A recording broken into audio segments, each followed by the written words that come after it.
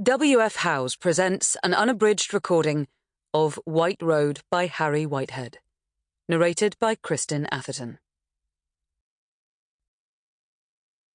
When I look ahead up the white road, there is always another one walking beside you.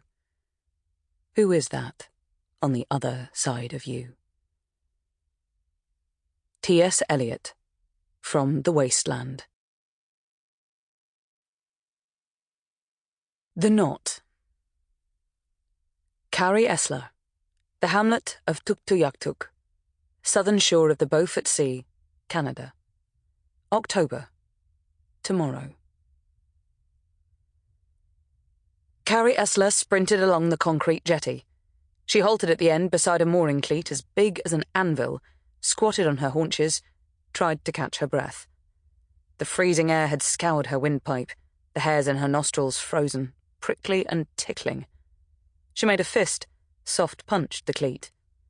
Something in its pig-iron obstinacy calmed her more than the 8 miles she'd run. She pulled herself up, sat on the cleat. A breeze blew in from the southwest, lifting the ice dust from the frozen sea surface into spectral eddies. She was shivering already, the sweat on her face beginning to frost. Never sweat in the Arctic. It'll suck the life right out of you when it freezes. A Chinook helicopter dropped from the clouds in the northeast. It banked out across the sea and then straightened on final approach. She sighed, checking her watch.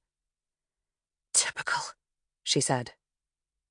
Carrie jogged back along the empty jetty that thrust out into the Beaufort Sea like some engineer's hard-on. She ran past the offshore supply boat moored there for the winter. The deep thwack of the chopper's twin rotors cut through the wind's low hiss. Be nice, be nice, be nice, she muttered over and over as she ran past warehouses and porter-cabin offices, then along by the corporate and dormitory buildings that lined the airport runway. She swung in through a gap by the charter helicopter hangar, skidded to a halt on the slippery tarmac beside an Inuvialuit man in a Canadian Coast Guard parka. Ma'am, he said. She nodded, put her hands on her knees, panting.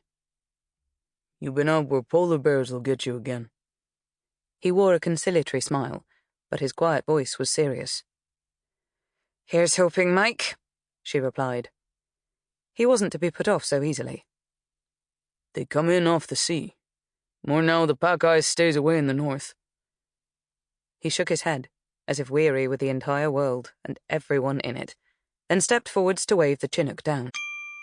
Sample complete. Ready to continue?